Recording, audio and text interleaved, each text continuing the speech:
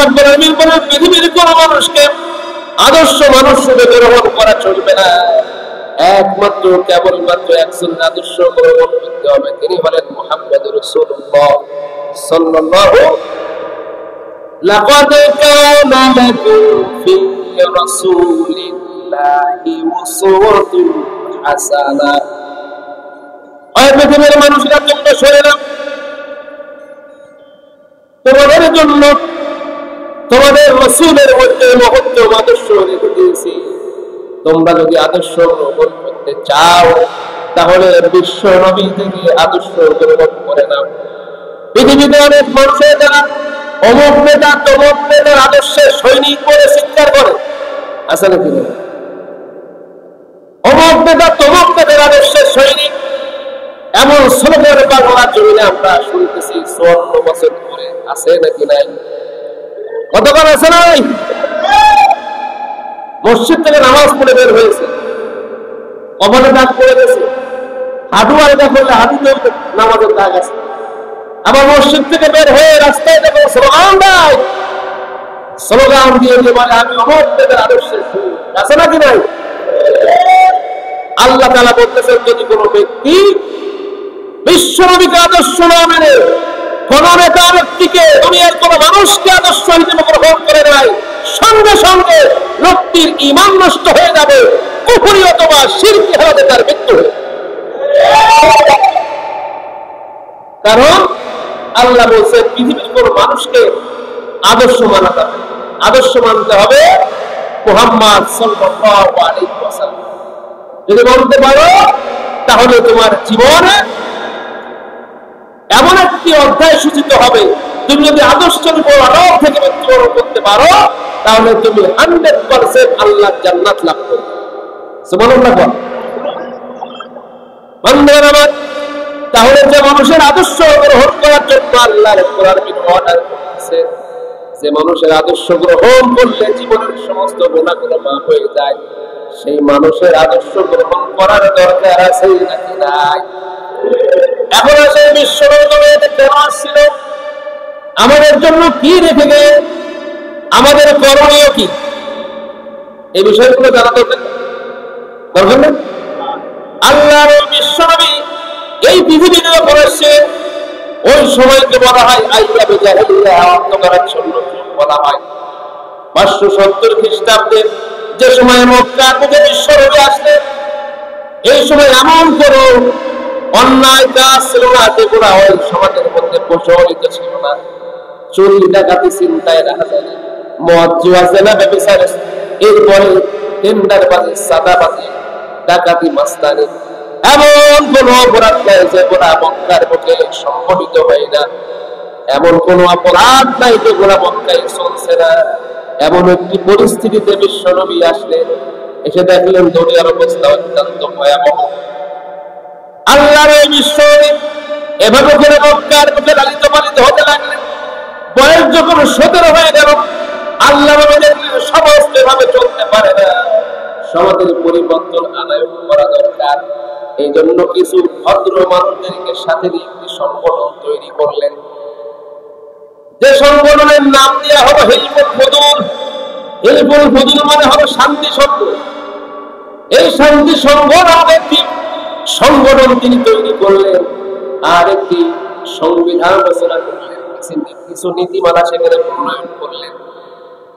এই নীতিমালার মধ্যে একটা নীতিমালা হলো মক্কায় আমরা আর জুলুম হতে দেব না, যারা মজলুম অত্যাচারিত তাদেরকে আমরা তাদের পাশে আমরা দাঁড়িয়ে যাব, যারা দুস্থ অসহায় মানুষ তাদেরকে আমাদের সাহায্যের হাত বাড়িয়ে দিব।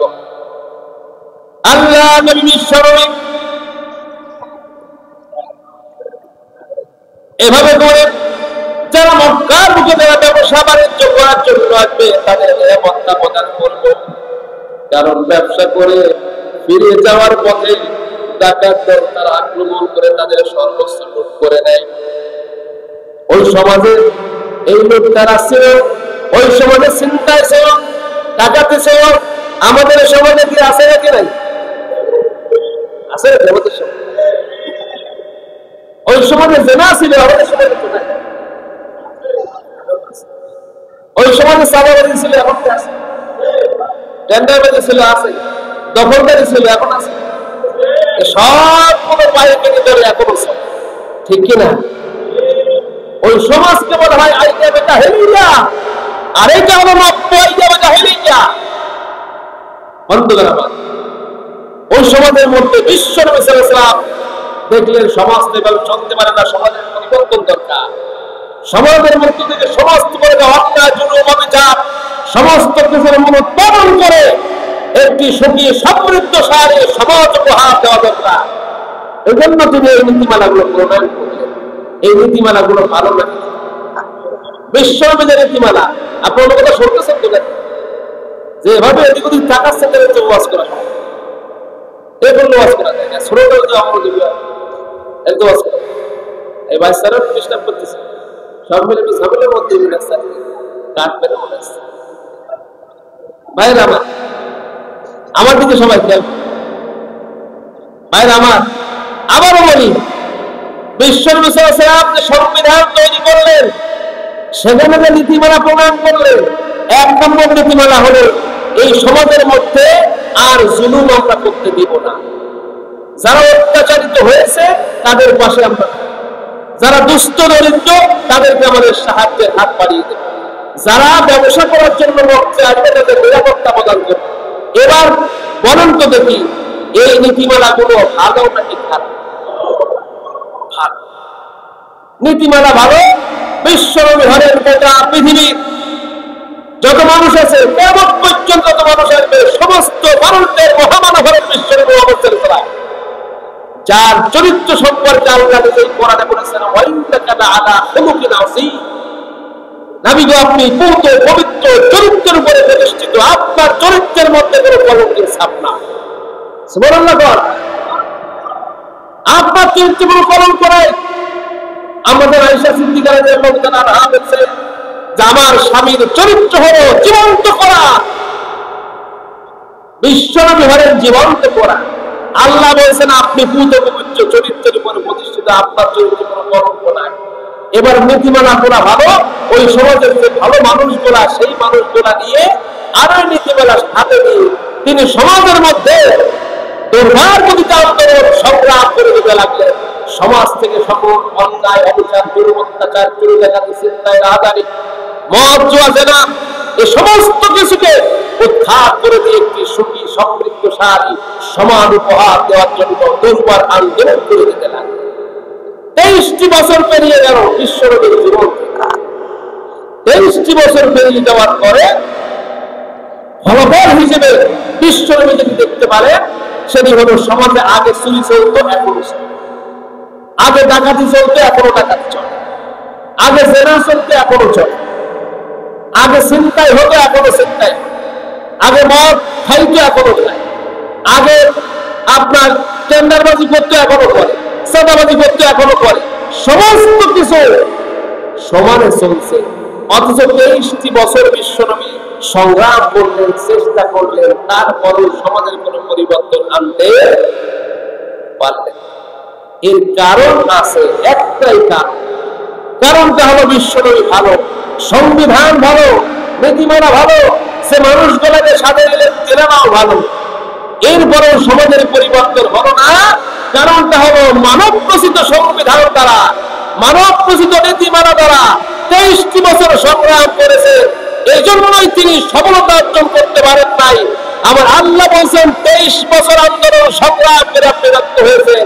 এবার আমার পক্ষ থেকে আপনার কাছে সংবিধান পাঠাবো, এই সংবিধান দ্বারা আরো 23টি বছর সংগ্রাম করবেন, সমাজের মধ্যে সকল প্রকার অন্যায় অবিচার জুলুম অত্যাচার সবকিছুকে উৎখাত করে দিয়ে একটি সোনালী সমাজ উপহার দিতে আপনি সক্ষম হবেন। সুবহানাল্লাহ। বাংলাদেশ স্বাধীন হয়েছে কয় বছর? 54 বছরে পা দিচ্ছে। বাংলাদেশ স্বাধীন হলো 54 বছর।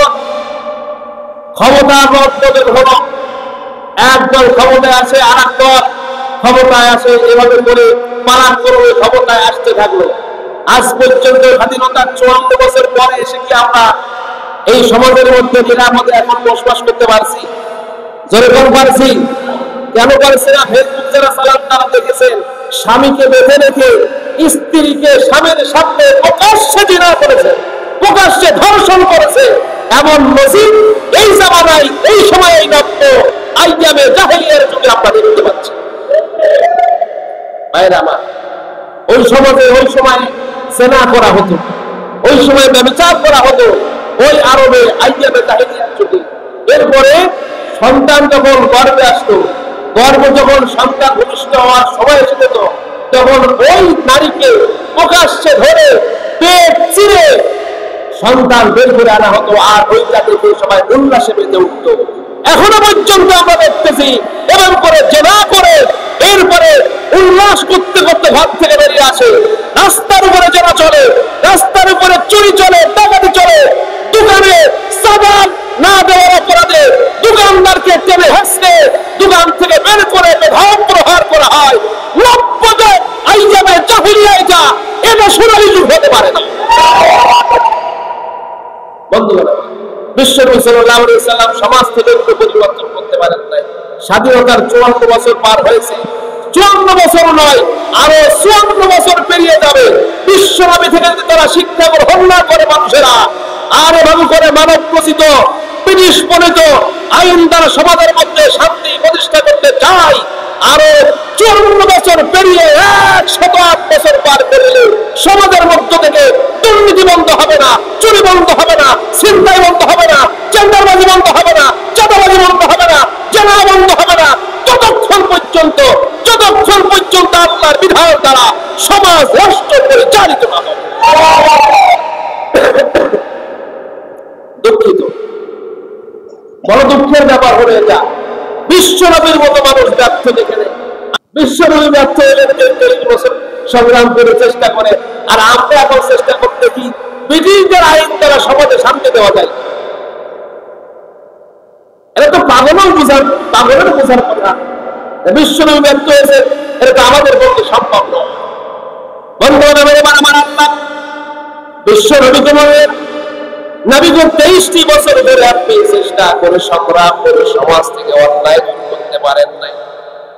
এবার আমার পক্ষ থেকে আপনার কাছে সংবিধান দিলাম, পাঠাইলাম সংবিধান, আপনি শুনে নিন। কিতাবুন আনসালনাহু ইলাইকা লিতুখরিজান নাসা মিনাস যুলুমাতি ইলান নূর। আমার আল্লাহ তাআলা সূরা ইব্রাহিমের শুরুতেই বলেন, নবী গো, আপনার কাছে কিতাব আমি কেন নাযিল করেছি আপনি কি জানেন? আপনার কাছে কিতাবের জন্য নাযিল করলাম যাতে করে আপনি সমাজ থেকে সকল প্রকারের দুর্নীতি আপনি উৎখাত করতে পারেন, চুরি বন্ধ করতে পারেন, ডাকাতি বন্ধ করতে পারেন, এক কথায় সকল প্রকার অন্ধকার আমাদের সাথে দূর করে দিয়ে একটি আলোর সমাজ আপনি উপহার দিতে পারেন। এই জন্য আপনার কাছে কোরআন নাযিল করেছি। ও ভাই, বাকি 23 বছরে বিশ্ব নবী সংগ্রাম করে আন্দোলন করে কি সোনালী সমাজ উপহার দিতে পেরেছিলেন নাকি পারেন নাই? কথা বলে বোঝাতে নাকি? বাকি 23 বছর কোরআন দ্বারা রাষ্ট্র পরিচালনার মাধ্যমে বিশ্ববাসীকে কি বিশ্বনবী শান্তি দিতে পেরেছিলেন না পারেন নাই? বান্দরবান এবার বিশ্বনবী সাল্লাল্লাহু আলাইহি ওয়াসাল্লাম যখন 23টি বছর এভাবে করে সংগ্রাম করে ব্যর্থ হয়ে গেলেন, কিন্তু তিনি ঘরের মধ্যে চুপ করে বসে রইলেন না, বরং তিনি এবার রাস্তা পরিবর্তন করে অন্য পরিকল্পনা শুরু করলেন যে সমাজ থেকে এই সকল প্রকার অন্যায় অত্যাচার দূর করা যায় কিভাবে। এবার মক্কা থেকে 3 মাইল দূরে জাবালে নূর, সূর্যে প্রায় 2.5 থেকে 3 মাইল উপরে একটি গুহা রয়েছে, হেরা গুহা। প্রত্যেক বছরে 1 মাস করে বিশ্বনবী সেখানে ধ্যান করা শুরু করে দিলেন, কিভাবে সমাজ থেকে অন্যায় দূর করা যায়, সুখী সমৃদ্ধ একটি রাষ্ট্র উপহার দেওয়া যায়।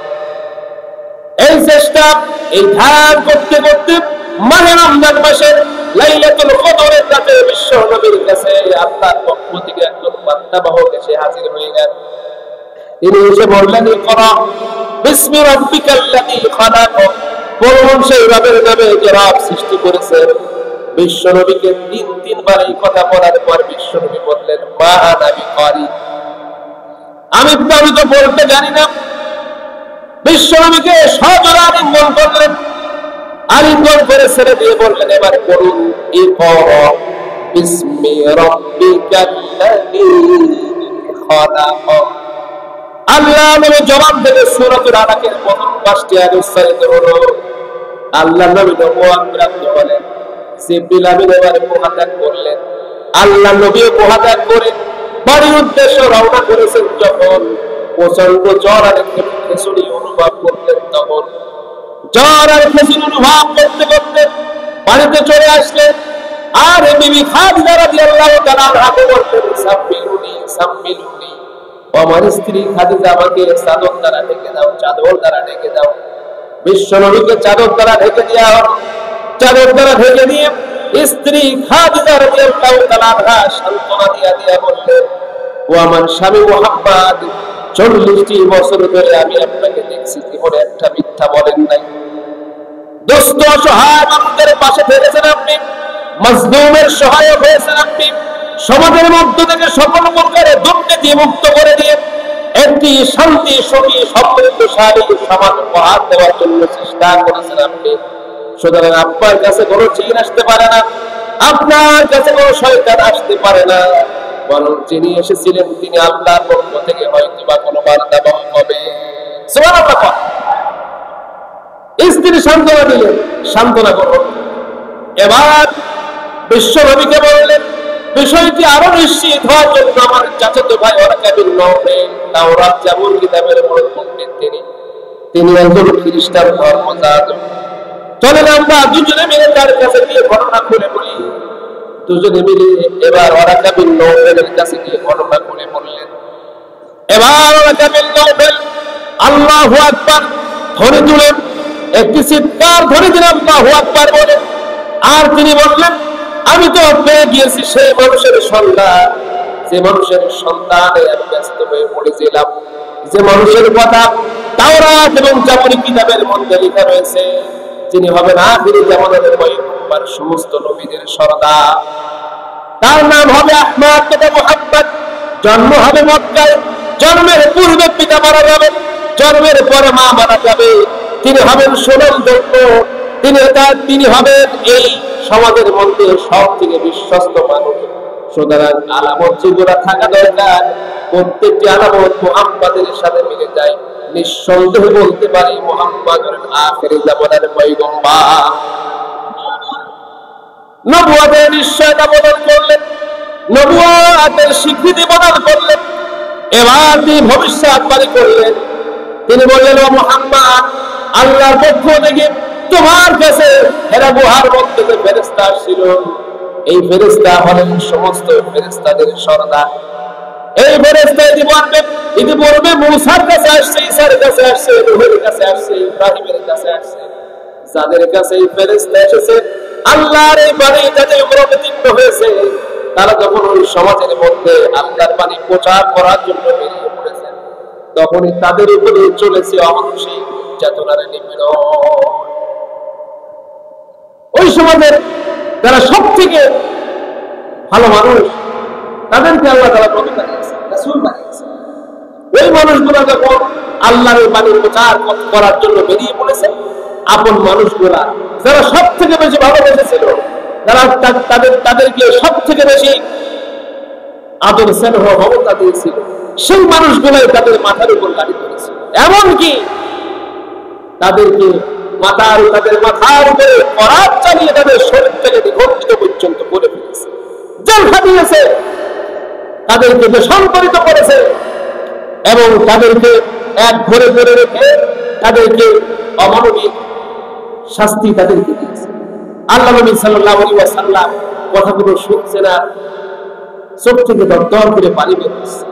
আরে, যে সমাজের মধ্যে আমি বড় হলাম, যে সমাজের মানুষেরা আমাকে আল-আমিরা সাদিক উপাধি দিল, যে মানুষগুলো এত আদর স্নেহ মমতা দিয়ে আমাকে লালন পালন করলো, যে মানুষগুলা শত্রুর মোকাবেলায় আমাকে আগলে রাখলো, সেই মানুষগুলো এটাকে আমার উপরে এমন নির্যাতন চালাবে? আল্লাহ রাব্বুল আলামিন বিশ্ব নবীকে পরবর্তীতে এই কথা ক্লিয়ার করে স্পষ্ট করে জানিয়েছে। আমার আল্লাহ তাআলা বলেছেন, ইয়া হাসরাতান আলাল ইবাদি মা ইয়াতিহিম মির রাসূলিন ইল্লা কানু বিহি ইস্তাহজিউন। ইয়া হাসরাতান আলাল ইবাদ, বান্দাদের উপর আমার বড় আফসোস এটা, মা ইয়াতিহিম মিন রাসূলিন ইল্লা কানু বিহি ইস্তাহজিউন। এমন কোন রাসূল আমি এই সমাজের মধ্যে পাঠাইলাম না যাদের উপরে জালেমেরা বাতিল শক্তিগুলা তাদের উপর নির্যাতন নিপীড়ন চালাইল না। এমন একজন রাসূল নাই যে রাসূলের উপরে নির্যাতন হয়, এমন একজন আল্লাহর পয়গম্বর নয় যে পয়গম্বরদের উপর নির্যাতন হয় না। দু একজন নবীর রাসূল বাদে আর সবার উপর নির্যাতন হয়েছে। বন্ধুগণ, আল্লাহ নবী সাল্লাল্লাহু আলাইহি ওয়াসাল্লাম চিন্তা করতেছেন আমাদের কথাটা কি? আমি 40টা বছর ধরে এদের মাঝে লাইফ হয়েছি, এরা আমাকে এত ভালোবাসে, এরা আমাকে জেলখানার মধ্যে দিবে, এরা আমাকে আঘাত করবে, এরা আমাকে দেশ থেকে বের করে দিবে, আমার নাগরিকত্ব এরা বাতিল করে দেবে, কিভাবে সম্ভব? বিশ্ব নবী সাল্লাল্লাহু আলাইহি ওয়াসাল্লাম এই কথা ভাবতেছে আর ওইখান থেকে উঠে বাড়িতে চলে আসছে। বন্ধুগণ, রাসূল সাল্লাল্লাহু আলাইহি ওয়াসাল্লাম বাড়িতে আসার কিছুদিন পরে আল্লাহর পক্ষ থেকে পুনরায় বিশ্ব নবীর কাছে ওহী অবতীর্ণ করা হলো। নবী গো, আপনি যে কম্বল মুড়িতে শুয়ে আছেন, এই কম্বল মুড়িতে শুয়ে থাকলে আর চলবে না, দাঁড়াইতে হবে। আল্লাহ বলেন, আইয়ুহাল মুদাথথির কুম ফাআনদির ওয়া রাব্বাকা ফাকাব্বির ওয়া সিয়াবাকা ফাতাহহির। আমরা আল্লাহ তাআলা সূরা মুদাথথিরের প্রাথমিক আয়াতগুলো সেখানে অবতীর্ণ করেন। আল্লাহ বলেছে, আইয়ুহাল মুদাসসির, ওহে কম্বল আচ্ছাদিত ব্যক্তি, কুম আপনি দাঁড়ান, ফাআনজির অতঃপর সতর্ক করেন, ওয়া রাব্বাকা ফাকাব্বির, আর আপনার রবের বড়ত্ব আপনি ঘোষণা করে দেন। আপনার রব মহান, আপনার রব সব ক্ষমতার মালিক, নাকি দুনিয়ায় আরো কেউ আছে? আল্লাহ যে সব ক্ষমতার মালিক, এ ব্যাপারে কোনো সন্দেহ করতে আছে না। সব ক্ষমতার মালিক যারা বলেন কি, সব ক্ষমতার উৎস কে? আল্লাহ আপনি এই কথা জানান, কেন ওরা বিভিন্ন দেব দেবীর উপাসনা করেছে, আল্লাহর উপরে অন্যকে তারা প্রাধান্য দিচ্ছে, তাদের শক্তি তাদের ক্ষমতা আল্লাহর উপরে আছে বলে বিশ্বাস করছে।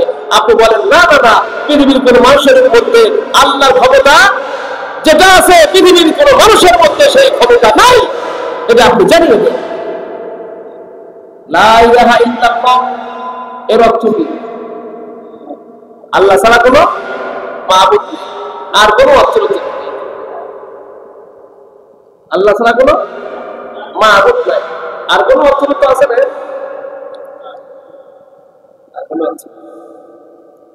আরো অনেকগুলো অর্থ আছে।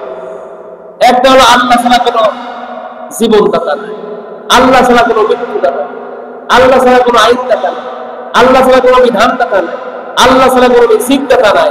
আপনি শুধু লা ইলাহা ইল্লাল্লাহ, আল্লাহ ছাড়া কোনো মাবুদ নাই, এই কথাই জানেন, আর বাকিগুলা জানেন না। এই কারণে আমাদের সমস্যা। কারণটা হচ্ছে লা ইলাহা ইল্লাল্লাহ বললে আর কোন জায়গাতে ঘটনা দেওয়া যায় না। আল্লাহ তাআলা এর সব ক্ষমতার মালিক, সব ক্ষমতার উৎস আল্লাহ। সব ক্ষমতার উৎস বাংলাদেশে একটা কথার প্রচলন আছে, যদিও সত্য কথা চিন্তিত হয়, তারপরেও সত্য কথা না বললে আল্লাহর কাছে আমাকে হয়তো জবাবদিহি করতে হতে পারে। আমার আসলামু মিম্মান কাতামা শাহাদাতান ইনদাহু মিনাল্লাহ, আল্লাহ বলেন তার থেকে আর বড় জালেম কে আছে, যারা তার কাছে সত্যের সাক্ষ্য, সত্যের দলিল প্রমাণ থাকার পরও দুনিয়ার স্বার্থ আর কোনো ভয়ের কারণে কথাগুলো তারা গোপন রাখে, তার থেকে বড় জালেম আর পৃথিবী হতে চায় না, বরং হক কথা বলে আল্লাহর কাছে প্রিয় হতে চায়। ঠিক কিনা? বাংলাদেশে একটা কথার প্রচারণ আছে, শুধু এক দলের নয়, বিভিন্ন দলের এই কথার প্রচারণ আছে, সব ক্ষমতার উৎস জনগণ, সব ক্ষমতার উৎস এই কথা বলবো, সব ক্ষমতার উৎস আল্লাহ না জনগণ। যদি কেউ বলে যে সব ক্ষমতার উৎস জনগণ, তার ঈমান আছে? জনগণ আছে? যদি ঈমান না থাকে, ওরে মুসলিম হালাতে যদি মুসলমানি করায়, কামত দিয়ে জানাজা পড়ায়, বিসমিল্লাহি ওয়া আলা মিল্লাতি রাসূলুল্লাহ বলে চালাই দেওয়া হয়, তাহলে নিশ্চিতভাবে হয়ে যাবে। তবে কি সব ক্ষমতার উৎস জনগণ এই কথাতে ব্যক্তি পড়বে, এই কথায় তার বিশ্বাস থাকবে, মুসলিম হালাতে জানাজা দিলে, কবর দিলে, বিসমিল্লাহি ওয়া আলা মিল্লাতি রাসূলুল্লাহ বলে দাফন করলে কোনো লাভ নাই, ঈমান হারা হয়ে মৃত্যুবরণ করেছে, এজন্য সব ক্ষমতার উৎস আপনি যদি বলেন জনগণ, কালেমার সম্পূর্ণ বিপরীত একসাথে কালেমার সম্পূর্ণ বিপরীত একসাথে গেছেন। কালেমার সম্পূর্ণ বিপরীত একসাথে দেয়। কালেমা না পড়লে তো ঈমানই আনা হয়। তো যেখানে ঈমান আনার ব্যাপার সেখানে আপনি ভেজাল ঢুকিয়ে ফেলেছেন। কাজে কাজে আপনার ঈমানের মধ্যেই বল, আপনি ঈমানদারি হতে পারেন না। কাজে কাজেই আমাদের যদি এমন বিশ্বাস আকীদা থাকে, তাহলে আমরা ওই আকীদা থেকে ফিরে আসবো। কারণ সব ক্ষমতার উৎস জনগণ নয়, সব ক্ষমতার উৎস। যদি তাই না হবে, তাহলে যখন বিগত দিনের সরকার আমাদের মাছ থেকে বিদায় নিচ্ছিল পিছনের দরজা দিয়ে, তখন তার জনগণ ছিল না? ছিল না? আরে বাবা, এত জনগণ, এত শক্তি, এত ক্ষমতা, দিনের ভোট রাতে করে যে ব্যক্তি ক্ষমতা আছে চেয়ারের দিকে থাকতে পারে, পুলিশ প্রশাসন বলেন, সেনাবাহিনী বলেন, বিজিবি বলেন, সমস্ত কিছুতে একটা কবজার মধ্যে এনে ফেলেছিল এই ফ্যাসিস্ট সরকার। অযখন পালিয়ে দিয়েছে, লক্ষ লক্ষ তার জনগণ রয়েছে, এরপরও ক্ষমতার চেয়ে বসায় রাখতে পারে নাই। আল্লাহর ফয়সালা হয়েছে, বাংলার জমিন থেকে চিরতরে তোকে বিদায় করা হবে। বাংলার জমিনে কোনো জনগণ তোকে বসায় রাখতে পারবে না। কার ফয়সালা? আরো সব ক্ষমতার উৎস কেউ জনগণ। এরপরে যদি জনগণ কর, তাহলে ঈমান থাকবে না, কিন্তু ঈমান শেষ। আমার আল্লাহ তাআলা বললেন, নবীকে আপনি বলে দেন সব ক্ষমতার উৎস পৃথিবীর কোন মানুষকে দেওয়া হয় নাই। সব ক্ষমতার উৎস হলেন আল্লাহ রাব্বুল আলামিন। আল্লাহর ওই বিশ্ব নবী আবার এই ঘোষণা দেওয়ার জন্য প্রস্তুতি গ্রহণ করেছেন। আল্লাহ রাব্বুল আলামিন বলছেন, ওয়া আনদির আশিরাতাকাল আকরাবিন। নবীগো, আপনার আত্মীয় স্বজন যারা আছে, আপনজন যারা আছে, তাদের মাঝে আপনি দাওয়াতি প্রচার চালান। কারণ এই সমাজের মধ্যে যদি আপনি নিজের কর্মে ভিন করেন, আপনি যে হবেন বিশ্ববাসীর নেতা, বিশ্ব নেতা, একটা ওয়ার্ডের নেতা, আপনি হবেন একটা গ্রামের নেতা হবেন না, আপনি একটা রাষ্ট্রের নেতা হবেন না, আপনি হবেন গোটা বিশ্বের নেতা। বিশ্বের নেতা হিসেবে আপনার প্রথম দায়িত্ব হলো আপনার ঘর সামলানো। অথচ আমাদের সমাজের মধ্যে অনেক মানুষ আছে যারা মেম্বারি ইলেকশন করবে। এই মেম্বারি ইলেকশন করবে, নিজের বোর মানে না, নিজের বোর ভোটও পাবে না। এরকম কিছু নেতা আছে না? কথা নয় না, আছে না? নেই? নিজের বোর ভোট পাবে না, যে সে আবার সালিশ করতে আরেকজনের নেতা। আল্লাহ তাআলা বলেছেন, আপনি অন্যের সালিশ করার আগে নিজের ঘর সামলান স্ত্রীকে আগে আপনি ইমানদার বানান, আপনার পক্ষের বানিয়ে নেন। কাল পরবর্তীতে আপনাকে বিশ্ব নেতার বানিয়ে দেব। আল্লাহর ওই বিশ্ব নবী স্ত্রীর কাছে দাওয়াত দিয়ে আসলেন। স্ত্রীকে বললেন, ও খাদিজা, আল্লাহর পক্ষ থেকে আমার উপরে বিরাট একটি দায়িত্ব অর্পণ করা হয়েছে, নবুয়তের দায়িত্ব। আল্লাহ তাআলা আমাকে নবী হিসেবে স্বীকৃতি প্রদান করেছেন, নবুয়ত দান করেছেন। এখন আমি জানতে চাই তোমার মতামতটা কি? আল্লাহ নবী স্ত্রী খাদিজা তিনি বললেন, এ মুহাম্মদ, 40টি বছর ধরে আমি আপনাকে দেখছি, আপনি জীবনে একটা মিথ্যা বলেন নাই, আপনার দ্বারা কেউ কষ্ট পায় নাই।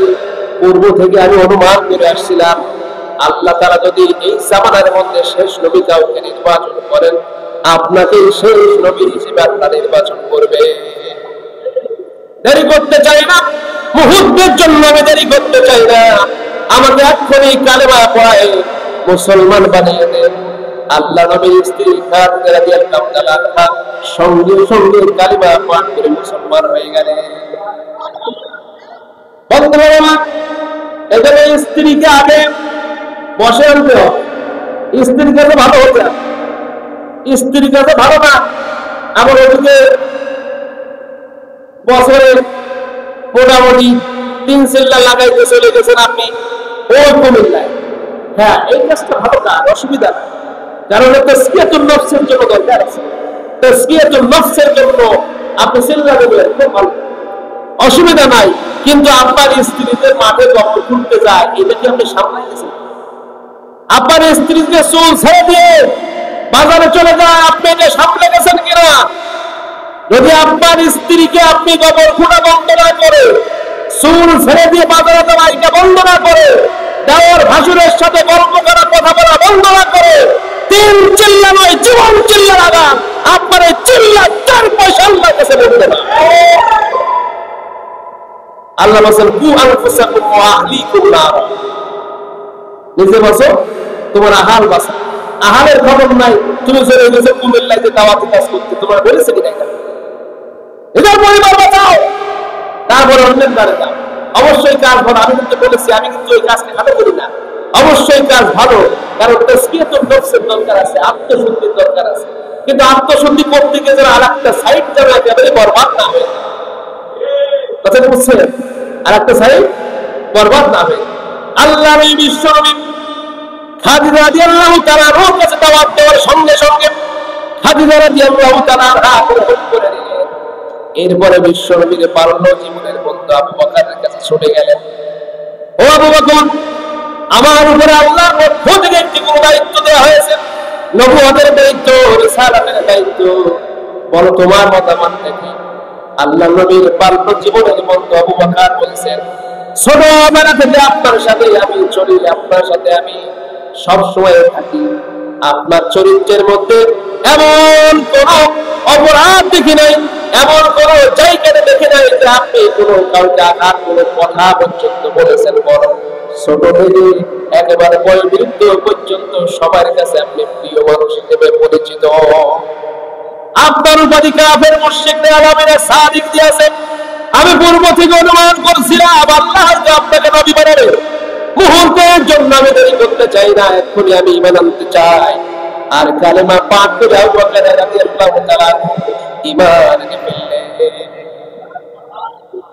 বন্ধু, এমন বন্ধু হওয়া দরকার যে বন্ধুর জীবনে একটা মিথ্যা নাই, যে বন্ধুর জীবনে কোন প্রকার কোন অন্যায় কাজের সাথে জড়িত হওয়ার কোন দৃষ্টান্ত নাই। আমাদের সমাজে এমন মানুষ আছে যে মানুষগুলা জবান থেকে শুধু গালি বের হয়, যে মানুষগুলা চুরির সাথে সম্পৃক্ত, ডাকাতির সাথে সম্পৃক্ত, এরপরে চাঁদাবাজির সাথে সম্পৃক্ত, টেন্ডারবাজির সাথে সম্পৃক্ত, দখলদারির সাথে সম্পৃক্ত, মদ, গাঁজা, হিরোইন, ফ্যান্সিডিটের সাথে সম্পৃক্ত, এই সমস্ত মানুষকে আবার বন্ধু রূপে আমরা তাদেরকে গ্রহণ করছি। এমন লোক আছে, এমন বন্ধু আছে না? আপনাদের না থাকতে পারে, সমাজের অন্যান্য যারা আছে তাদের তো আছে, অনেক আছে না?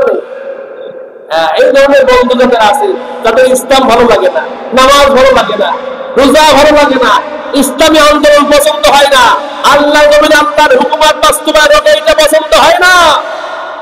এই সমস্ত বন্ধু যারা আছে তাদেরকে আপনি বন্ধুরূপে গ্রহণ করেছেন। একটা কথা মনে রাখবে, আল্লাহর কোরআন আয়াত সূরা ফুরকানের 27 নম্বর আয়াতে আল্লাহ বলেছেন, এই বন্ধুই তোকে জাহান্নামে নেওয়ার জন্য যথেষ্ট হয়ে যাবে। ইয়া ওয়াইলাতা লাইতানি লাম আত্তাখিয ফুলানা খলিলা। জাহান্নামের দরজার সামনে গিয়ে আফসোস করবেন, আরে আমি অমুককে যদি বন্ধু না বানাইতাম তাহলে আজকে আমি জাহান্নামী হয়ে যেতাম না। ওই বন্ধু হলো সেই বন্ধু যে বন্ধুর ইসলাম পছন্দ হয় না, যে বন্ধুর আল্লাহর বিধান বাস্তবায়ন হোক এইটা পছন্দ হয় না, আল্লাহর নিয়ম প্রতিষ্ঠা হয়ে থাকে এইটা তাদের পছন্দ হয় না। এমন বন্ধুর সাথে চলাফেরা করার কারণে, উঠা বসা করার কারণে, লেনদেন করার কারণে, রাজনীতি করার কারণে, সমাজনীতি করার কারণে কিয়ামতের ময়দানে জাহান্নামে চলে যাবে। তখন আফসোস করে করে বলবে, ওই বন্ধু না বানাইলে ভালো হতো। আফসোস ওই জায়গায় করে তো আবার নতুন করে আপনারা দুনিয়াতে পাঠাইতে হবে। এই জন্য এখন এইগুলো করে যান, পরে আবার নতুন করে যখন ফিরে আসবেন তখন আপনি ইসলামী আন্দোলন যারা করে, আল্লাহর বিধান যারা বাস্তবায়ন করতে চায়, এরকম দুই একজন বন্ধুরে খুঁজে বের করে তার সাথে বন্ধুত্ব করে আপাতত থাক না। কি করে, কি কথা বলেছে? আপাতত থাক। বন্ধুরা আমার, মৃত্যুর পরে আর কি ফিরে আসার সম্ভাবনা আছে রে? আর ফিরে আসার সম্ভাবনা নাই। এই জন্য সিদ্ধান্ত আপনার এক্ষুনি গ্রহণ করতে হবে, এমন বন্ধুর সাথে আপনি থাকবেন নাকি ইসলামের পক্ষে যারা চলে, নামাজের জন্য তাকে আযান করে, যে বন্ধু ইসলাম কোরআন প্রতিষ্ঠার জন্য আন্দোলন করে, সময় দেয়, অর্থ দেয়, এমন বন্ধু আপনি নির্বাচন করে তার সাথে বন্ধুত্ব করবেন নাকি ওই সকল জালেমদের সাথে বন্ধুত্ব করবে, সিদ্ধান্ত আপনার। আল্লাহ নবী বিশ্বনবী আবু বকর সিদ্দিকের দাওয়াত দিলেন, দাওয়াত কবুল। 3 নম্বরে বিশ্বনবী তার পরিবারের যত সদস্য ছিল চাচারা ছিল, ছাত্র ভাইয়েরা ছিল, সবাইকে দাওয়াত করে নিজ হাতে খাওয়াইলেন। আর তাদের কাছে দাওয়াত দিলেন, খাওয়ার সাথে বললেন, আমি তোমাদের মাঝে একটি নতুন ধর্মের কথা বলছি। তোমরা যে ধর্ম পালন করে আসছো, তোমাদের পূর্বপুরুষ যে ধর্ম পালন করে আসছে, ওই ধর্মের কথা নয়, বরং আমার আল্লাহ রাব্বুল আলামিন আমার কাছে একটি বিধান নাযিল করেছেন, সেই বিধানের কথা তোমাদেরকে শোনাতে চাই। সবাই বলল, বলো কি শোনাইতে চাও? আল্লাহ নবী বললেন, ও আমার চাচাগণ, ও আমার চাচাতো ভাইরা, তোমরা শুনে না, আল্লাহ রাব্বুল আলামিন আমাকে এই দুনিয়াতে নবী হিসেবে প্রেরণ করেছেন। আল্লাহর পক্ষ থেকে বিরাট একটি দায়িত্ব আমার উপর অর্পিত হয়েছে। এই দায়িত্ব পালন করার জন্য আমার কিছু কর্মী আর সহযোগী দরকার। কর্মী আর সহযোগী লাগবে। কর্মী ছাড়া, সহযোগী ছাড়া দল চলে? দল চলে? এমন তো দল আছে অনেকে যার আর নেতা আছে, আর কর্মীদের কিছু নাই, খাবার একটা দল পাঠাইতে বসে আছে ঢাকা অফিস খুলে। এমন দল আছে না? নেই। বিশ্ব বিশ্ব নেতা হবে, সহযোগী কর্মী নাই, কিছু নেই, খামাখা। আল্লাহ নবী সাল্লাল্লাহু আলাইহি ওয়াসাল্লাম বললেন, আমার সহযোগী দরকার, আমার কর্মী দরকার। এবার কেউ কোনো কথা বলছে না, কারণ কিছুক্ষণ আগে তারা খেয়েছে খানা খেয়ে সামনের পরে মুখের পরে বলে দেওয়া যায় না উল্টা কথা। কেউ কোনো কথা বলছে না। মাত্র 8 থেকে 12 বছরের কিশোর বিশ্ব নবীর আপন চাচাতো ভাই আলী রাদিয়াল্লাহু তাআলা উঠে দাঁড়িয়ে গেলেন, আর তিনি বললেন, ও আমার চাচাতো ভাই মুহাম্মদ, 12টি বছর ধরে আপনাকে দেখছি, জীবনে একটা মিথ্যার আশ্রয় গ্রহণ করেন নাই। এই সমাজের মানুষ আপনাকে আল আখিরা সাদিক উপাধি দিয়েছে, 100% আপনি সত্য বলেছেন। আমি মৃত্যুর আগ পর্যন্ত আপনার সাথে আপনার সহযোগী হিসেবে থাকতে চাই। আলী রাদিয়াল্লাহু তাআলা ঈমান আনলেন। চাচাতো ভাইকে চেনেন, অথচ আমরা আপন ভাইয়ের সাথে সম্পর্ক এত দূরত্ব হচ্ছে, মাঝখান থেকে পার্টিশন পড়ে গেছে। এমন ভাইও আছে নাকি? নাই। নিজের রক্তের ভাইয়ের মুখ দেখতে চাই, মানে ওর মুখ দেখে হারাম ওসিয়াত করে যায়, আমি মরে গেলে যেন শত্রু যেন আমার মুখ না দেখে। এমন ভাই আছে না? নাই। কতক্ষণ আছে না? নাই। আপনি বিশ্বনবীর উম্মত নাকি? কারণ জমি তো জাল দলিল করেছেন তিন কাটা, আলীর সাথে আর নবীর সাথে না, আপনি সব করে তিন কাটা জাল দলিল করে আপনার নামে নিয়ে নিয়েছেন। এই জন্য ওসিয়াত করে গেছে যে খবরদার মরে গেলে তার মুখটা দেখতে আসে। অধিকার নষ্ট করেছে। অন্যরা বিশ্ব নবী চাচাতো ভাই, তারা বলছে আপনার মতো ভালো মানুষ নেই। আর আমরা সেই নবীর উম্মত হয়ে আমার ভাই বলে আমার মৃত্যুর পরে যেন আমার মুখটা যেন সে দেখতে না আসে। ও ভাইরা আমার, আল্লাহ নবী বিশ্ব নবী এবার দাওয়াত দেওয়ার জন্য বিশ্ব নবীর কৃতদাস কিনা গোলাম কাছে গিয়ে বললেন, ও চায় আল্লাহর পক্ষ থেকে আমার কাছে লোক আসছে, তোমার মতামত জানতে চাই। কারণ গোলাম তার মনিবের খবর রাখে না? গোলাম তার মনিবের খবর রাখে। বড় চেয়ারে যে থাকে বড় অফিসার, তার খবর বিলেন বলতে পারে যে আসলে কোন চরিত্রের মানুষ, ঠিক কিনা? দারোয়ান বলতে পারে রাত 12টার পরে অফিসার সে কারেন্ট অফিসের মধ্যে ঢোকে, এগুলা কিন্তু দারোয়ান বলতে পারে। ভাইরা আমার, বিশ্ব মিসাইলের গোলাম তার কাছে দাওয়াত দেওয়ার পরে তিনি বলছেন, আমি তো আমার 2টা চোখে আপনার মতো এত ভালো মানুষ দেখি নাই, 100% আপনি নবী হয়েছে, এটা কোনো সত্য হবে না। ঈমান আনলেন তিনি সঙ্গে সঙ্গে। বন্ধুগণ আমার, বিশ্ব নবীর একজন খাদেম ছিলেন, নাম ছিল তার আনাস রাদিয়াল্লাহু তাআলা আনহু। বিশ্ব নবীর 10 বছরের খাদেম। তিনি 10 বছর পরে এসে বর্ণনা করতে গিয়ে এক পর্যায়ে তিনি বলেন, আমি বিশ্ব নবীর খাদেম হিসেবে 10 বছরের দায়িত্ব পালন করেছি, কিন্তু খাদেম হিসাবে মনিবকে সালাম দেওয়ার দরকার আগে, কিন্তু আমি খাদেমকে বিশ্ব নবী 10 বছর সালাম প্রদান করেছেন আগে, আমি আগে কখনো বিশ্ব নবীকে সালাম পর্যন্ত দিতে পারি না। এই হলেন বিশ্ব। 3 লক্ষ টাকা মাল দোকানে উঠে কর্মচারী রেখেছেন একটা, প্রত্যেক দিন মিনিটে মিনিটে ধমক দেন, তুমি এটা করবে। বিশ্ব খাদেম আনাজ করছেন, আমি তো সালাম দিতে পারি না, আর বিশ্বনবী আমাকে কখনো ধমকের স্বরে কথা পর্যন্ত বলেন। আর আপনি 3 পয়সার এক দোকান দিয়ে কর্মচারী 3 টাকাকে মিনিটে মিনিটে ধমক দেন, আছে নাকি না? একটু ভালো পদের চাকরি পাইলে কর্মচারী গুলোকে একবার স্থির থাকতে দেন না, অস্থির করে ভাবে। আপনি বিশ্বনবীর উম্মত দাবি করবেন, বিশ্বনবীর আপনি আদর্শের সৈনিক হবেন, আপনি তো বিশ্বনবীর আদর্শের সৈনিক না। ওই যে নেতাগুলো কর্মীদেরকে ছাড়ি দেয়, ওই নেতা নেত্রী আদর্শের সৈনিক। ওখান থেকে শিক্ষা গ্রহণ করেছে, বিশ্বনবী থেকে নয়। আল্লাহ নবী বিশ্বনবী এবার এভাবে করে 3 বছর দাওয়াতি কাজ করলেন, গোপনে গোপনে আপনজনদের মাঝে। দাওয়াতি কাজের পালা শেষ, গোপনে গোপনে আল্লাহর পক্ষ থেকে এবারে বিশ্ব নবীর কাছে ওহী অবতীর্ণ করা হলো, নবী গো আপনি গোপনে গোপনে দাওয়াতি কাজ করেছেন 3 বছর, এখন আর গোপনে চলবে না, এখন আর গোপনে চলবে না, এখন প্রকাশ্যে নারায়ণ করতে আল্লাহর স্লোগান কেবল ঢাকা বিশ্ববিদ্যালয় থেকে শুরু।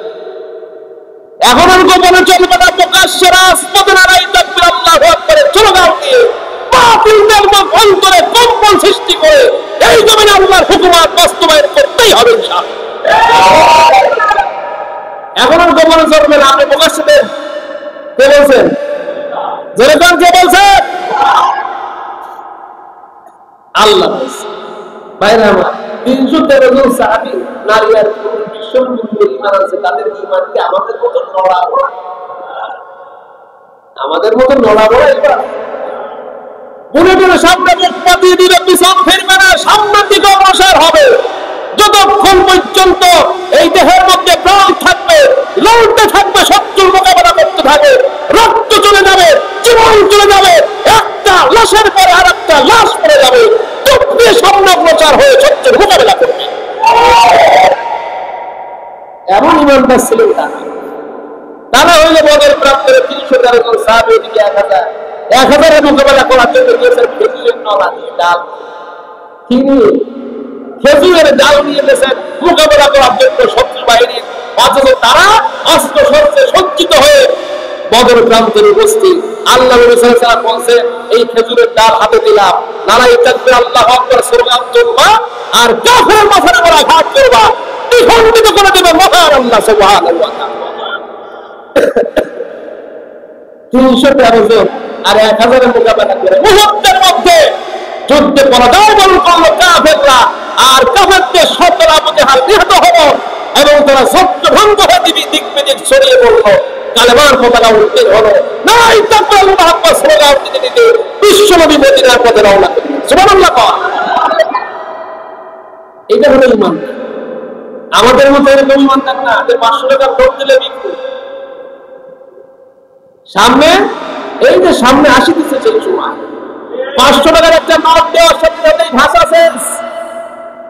এতদিন স্লোগান দিতেছে একরকম, 500 টাকার নোট 2 পাঁচটা হাতে আসার সাথে তার স্লোগান পাল্টে গেছে। আছে না? এরকম ঈমানদার না, কিন্তু জীবন ধরে তারপরে অনাল থাকবে। আমরা আল্লাহ বলেন, ইন্নাল্লাযীনা ক্বালু রাব্বুনাল্লাহ সুম্মা ইসতাকামু তাতানাজ্জালু আলাইহিমুল মালাঈকা আল্লা তাখাফু ওয়া লা তাহজানু ওয়া আবশিরু বিল জান্নাতিল্লাতী কুনতুম তুআদুন। আবার আল্লাহ তাআলা বলেন, নিশ্চয় যারা বলে আমাদের রব আল্লাহ, আমাদের রবকে আরো জোরে বল, নিশ্চয় যারা বলে আমাদের রব আল্লাহ, সুম্মা ইসতাকামু, আবার এই কথার উপর তারা অটল থাকে, যতই জুলুম হোক, নিপীড়ন হোক, যতই লোক দেখানো হোক, যতই ভয় দেখানো হোক, এরপরেও তারা এই কথার উপর অটল থাকে। সুম্মা ইসতাকামু, তারা অবিচল থাকে, অটল থাকে। তাতানাজ্জালু আলাইহিমুল মালাঈকা, তাদের কাছে আল্লাহর পক্ষ থেকে ফেরেশতা নাযিল করা হয়। এজন্যই তারা ফাঁসির দড়ি বরণ করে বলে, মৃত্যুর ফায়সালা দুনিয়ায় হয় না, হয় আসমানে। কোন জায়গায় হয়? যেরকম মৃত্যুর ফায়সালা হয় কোথায়? নাকি দুনিয়ায়? কারণ আল্লাহর পক্ষ থেকে ফেরেশতা নেমে আসেন আর তাদের কানের কাছে এসে ঘোষণা দেয়, চিন্তা করো না, টেনশন করো না, তাতানাজ্জালু আলাইহিমুল মালায়েকা, আল্লাহ তাকওয়া তোমাদের কোনো ভয় নাই, ওয়ালা তাহজানু তোমাদের কোনো চিন্তা নাই, ওয়া আবশিরু বিল জান্নাত তোমরা জান্নাতের সুসংবাদ গ্রহণ করো। ও ভাইরা আমার, কানের যখন এই কথা ফেরেশতারা দিয়া দেয় তখন ফাঁসির দড়ি বরণ করে তারা জীবন হারিয়ে দেয়।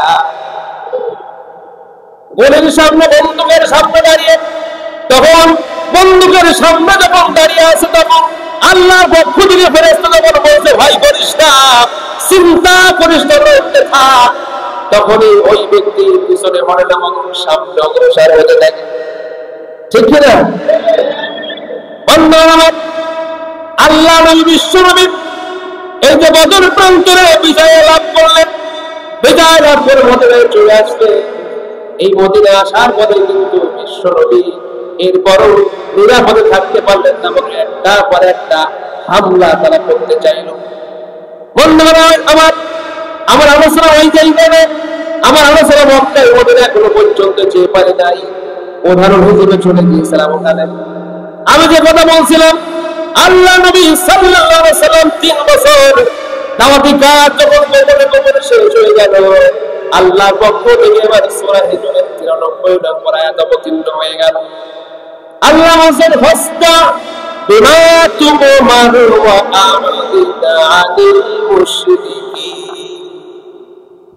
নবী আপনি যেটা আদিষ্ট হয়েছেন খোলাখুলি প্রচার করেন, প্রকাশ্যে ঘোষণা দিয়ে দেন, কোন মুশরিকের রক্তচক্ষু আপনি পরোয়া করবেন না, কোন মুশরিকের রক্তচক্ষু আপনি পরোয়া না করেন, কাউকে ভয় না করে আপনি প্রকাশ্যে আল্লাহর বাণী প্রচার করা শুরু করে দিন। আল্লাহ নবীর কথা শোনা মাত্রই তিনি চলে গেলেন সাফা পাহাড়ের উপর। সাফা পাহাড়ের উপর দাঁড়িয়ে তিনি বললেন, ও মক্কাবাসী তোমরা শুনে নাও, আমি মুহাম্মদ যদি বলি, পাহাড়ের অপর প্রান্তে একটি শত্রু বাহিনী তোমাদেরকে আক্রমণ করার জন্য বসে আছে, তোমরা কি আমার কথা বিশ্বাস করবে না? সকলে একজনে বলল, 40 বছর ধরে আমরা তোমাদের জীবনে মিথ্যা বলো নাই, 100% তুমি যদি বলো শত্রু বাহিনী পেতে বসে আছে, তোমার কথা সত্য, এতে কোনো সন্দেহ না। আল্লাহ নবীকে যখন এই কথা বলল, আল্লাহ নবীকে বললেন, তাহলে শুনে না, এই জীবন কিন্তু সেই জীবন নয়, এই জীবনের পরে আরেকটি জীবন আছে, এই জীবনের পরে একটি জীবন আছে, পরকালীন জীবন। যারা এই দুনিয়া থেকে নেক আমল করবে, আল্লাহর উপরে ঈমান আনবে, ওই সকল মূর্তি পূজাকে বাদ দেবে, ওই সকল পৌত্তলিকতাকে বাদ দিয়া একমাত্র কেবলমাত্র আল্লাহর উপরে ঈমান এনে তার ইবাদতকারী হয়ে যাবে, পরকালে করবে। আর যারা আল্লাহর এই বিধানকে বাদ দিয়া মানুষের তৈরি করা ধর্মনীতির উপরে বিশ্বাসী হবে, সেইটা বাস্তবায়ন করার জন্য যারা আন্দোলন করবে, সংগ্রাম করবে, তারা জাহান্নামী হয়ে যাবে। এজন্য আমি বলছি, আমি ঘোষণা করলাম, যারা বলবে আল্লাহ ছাড়া কোনো ইলাহা নাই, আল্লাহ ছাড়া কোনো মাবুদ নাই, আল্লাহ ছাড়া কোনো জীবনদাতা নাই, মৃত্যুদাতা নাই, রিজিকদাতা নাই, আইনদাতা নাই, বিধানদাতা নাই, এই কথার স্বীকৃতি যারা প্রদান করতে পারবে, ওই ব্যক্তি আল্লাহর জান্নাতের মধ্যে প্রবেশ করবে। সুবহানাল্লাহ। কাফেররা বুঝেছিল যে লা ইলাহা ইল্লাল্লাহ যদি বলি আর কিন্তু মদ খাওয়া যাবে, জেনা করা যাবে না, চুরি করা যাবে না, ডাকাতি করা যাবে না, টেন্ডারবাজি করা যাবে না, ছিনতাই করা যাবে না, রাহাজানি চলবে না, জোর জবরদখল করে ক্ষমতায় টিকে থাকা যাবে না, এই কথা তারা বুঝেই কিন্তু সঙ্গে সঙ্গে সবাই মুসকাইতে বাড়িতে চলে গেছে। আর বলছে মুহাম্মদ, সকাল বেলায় তুমি এই কথা বলার জন্য ডেকে আনছো, খামোখা বাপ দাদার ধর্ম পালন করে আসছি আমরা, তাহলে বাপ দাদাকে ভুল পথে, এরকম কথা আপনি বলেন? হ্যাঁ, আমার 14 গোষ্ঠীতে এরকম দল করে, 14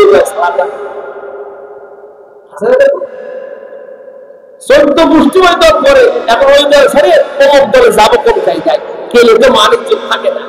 এই গতকাল তো আমার সেটা কথা আছে, আমার গতকাল সিরাত মাহমুদ ছিল বাগারপাড়া সিদ্দিকিয়া কামিল মাদ্রাসার জামে মসজিদে, বড় মসজিদে, সেখানে প্রায় 500 লোকের আয়োজন ছিল। এই আলোচনা শেষ করে আজকে পরের দিন সকালবেলায় একজন বড় দলের একজন সভাপতির সাথে আমার কথা বলছে, তিনি বলছেন হুজুর কথা তো সব ঠিক করেছেন, একটা ঠিক বলেন নাই, কোরআনের বাইরে একটা কথা বলেন নাই, কিন্তু আমি যে অবস্থা আছি অবস্থা থেকে ফিরে আসতে পারি।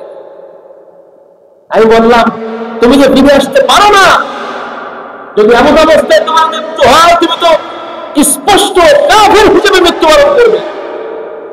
বলে তাও ফিরে আসা সম্ভব, তাও ফিরে আসা সম্ভব নয়, কারণ একজন সভাপতি হিসেবে আমি ফিরে আসতে পারি না। আমি বললাম এখন তোমার উপায় আছে, আমি তোমাকে যুক্তি দিই, তুমি এখন আস্তে আস্তে করে নিষ্ক্রিয় হয়ে যাও, কোনো করে ঢুকার দরকার নেই, মনে মনে ইসলাম পোষণ করো আর ওইটাকে মনে মনে আস্তে আস্তে অ্যাভয়েড করো আর আস্তে আস্তে পদের থেকে নিষ্ক্রিয় হয়ে যাও, তাহলে না আল্লাহর কাছে পার করতে পারো, ঠিক কিনা ভাইরা আমার? বাপ দাদার ধর্ম, বাপ দাদার দল করে ওইদের রাখতেই হবে, ওইদের করে জাহান্নামে যেতে হলেও যেতে হবে, তোমার মতো হাত পাততে যাবে না একজন।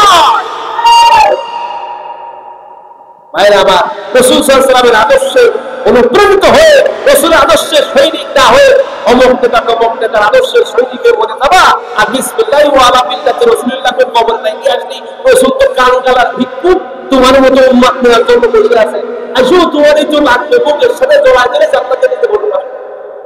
সস্তা তো সস্তা। আর যারা বলবে বিসমিল্লাহি ওয়া আলা মিল্লাতি রাসূলিল্লাহ বলে কবর রেখে আসবে, যে কথা বলি আইছে ওগুলো মরে গেলে খবর আছে, আর যে চলে গেছে ওর শাস্তি হবে দ্বিগুণ, কারণ ও ওই সমস্ত দল করে ওই সমস্ত মানুষকে শিখাই গেছে যে মারা দেওয়ার পরে এই কথা পেয়ে চালাই দিবে, ওরা চালাই দিয়ে আসছে, নিজে করেছে অপরাধ, আবার এদেরকে শিখে গেছে তোরা আমার এই কথা বলে চালাই দিয়ে আসবে, মাফ করে যাবো। আল্লাহ রাব্বুল আলামিন ফেরেশতা কানা অন্ধকারে পাঠাই দিয়ে বলবে ওর পিতা কি করুক, কারণ ও সিজারি করে জান্নাত যেতে চায়। দুনিয়ায় রাসূলের আদর্শ গ্রহণ করে নাই, রাসূলের আদর্শের সৈনিক হয় না, অথবা বিসমিল্লাহি ওয়া আলা মিল্লাতি রাসূলিল্লাহ রাসূলের মিল্লাতে রাসূলের পদে বানাইতে চলে গেছে, ওর শাস্তি দিবে কি ঠিক কি না? কোন কায়দা নেই বাবা, আছে কোনো কায়দা।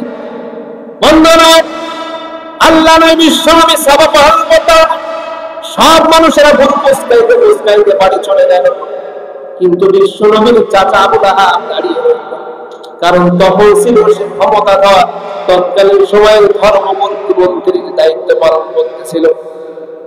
আবু লাহাব এবার দাঁড়িয়ে মুহাম্মাদের দিকে আঙ্গুল করে ধমকের স্বরে বলল, তাব্বাল্লাকা ইয়া মুহাম্মাদ ওয়া জামাআতানি, এ মুহাম্মদ তুমি ধ্বংস হয়ে যাও, তুমি কি আমাদেরকে এই কথা বলার জন্য ডাকছো? পারমিশন দাও নাই, আমি তো ধর্মমন্ত্রী, আমার কাছ থেকে অনুমতি নিচ্ছি, আমার কাছ থেকে অনুমতি নিচ্ছি, অনুমতি ছাড়াই তুমি এরকম বলা ভাবিলা হয়েছে বলে কি সব কথা বেঁধে দেওয়া যাবে না? আল্লাহ বিশ্বনবীকে ধমকের স্বরে যখন এই কথা বলছে, আল্লাহর আরশে আজিম থরথর করে কেঁপে উঠেছে। আমরা আল্লাহ রাব্বুল আলামিনের সঙ্গে সঙ্গে বিশ্বনবীকে সান্ত্বনা দিয়ে দিয়েছেন।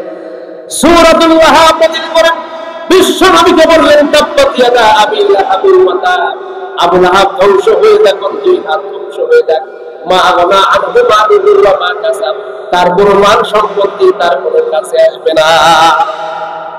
বন্ধুরা, আবু লাহাব মারা গেল, মারা যাওয়ার পর 3 দিন পর্যন্ত কবর হয় নাই, গন্ধ ছড়িয়ে পড়েছে। যখন বাইরে থেকে লোক ভাড়া করে এনে করোনার সময় যেমন ধাক্কাইতে দূর থেকে ধাক্কাইতে দূর থেকে যেমন মাটি দেওয়া হচ্ছিল, ঠিক তেমনই ভাবে হাতের মধ্যে গ্লাস পরে দূর থেকে ধাক্কায় মাটি করে মুক্ত করে তাকে দাফন করা হয়েছে। একেবারে সুন্দরভাবে সুন্দর পরিবেশে তাকে দাফন করতে পারে নাই। বন্ধুরা, আল্লাহ নবী চলে গেছেন, এখন আছেন নাকি? এখন আছে? এখনো ঘুমাই গেছেন? ঘুমাই গেছেন? আল্লাহ রাসূল কি আছেন? এখন আছেন কিনা? এখন আছেন, আলোচনা আছেন, এখন নেই। এখন আছে কারা?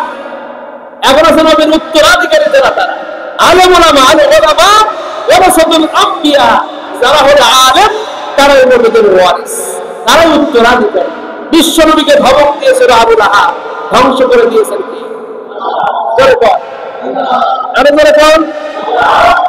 আল্লাহ রাসূল সাল্লাল্লাহু আলাইহি ওয়াসাল্লামকে ধমক দিল আবু লাহাব, আল্লাহ রাব্বুল আলামিন আবু লাহাবকে ধ্বংস করেছেন। যেমন এই পৃথিবীর ইতিহাসে, বাংলার ইতিহাসে আল্লাহ নবীদের ওয়ারি সাহাবে মানবদেরকে যারা ফাঁসির দড়িতে ঝোলাইছে, যারা আল্লাহ নবীর উত্তরাধিকারী আলেমদেরকে ভৎসনা দিয়েছে, জেলখানায়ছে, খুন করেছে, গুম করেছে, আল্লাহ জমিন ছেড়ে তাদেরকে আল্লাহ তাআলা চিরতর বিদায় দিয়েছে। তেমনি ভাবে বাংলার ইতিহাসে যারা এমনটি করবে, আলেমদের উপরে হাত তুলবে, জেল খাটাবে, জুলুম করবে, নির্যাতন করবে, তাদেরকে আল্লাহ তাআলা বিদায় করে ছাড়বে, জমিনের মধ্যে থাকতে দিবেন না। এটা আল্লাহর ঘোষণা। কার? আল্লাহর ঘোষণা। কারণ কোরআনটা এখন নাযিল হবে না, কারণ সূরা লাহাব কিয়ামত পর্যন্ত থাকবে। সূরা লাহাব কিয়ামত পর্যন্ত থাকবে। সূরা লাহাব থাকবে যতদিন পর্যন্ত, সূরা লাহাবের আইনও থাকবে যতদিন পর্যন্ত। বন্ধুগণ আমার, আল্লাহ নবী বিশ্ব নবী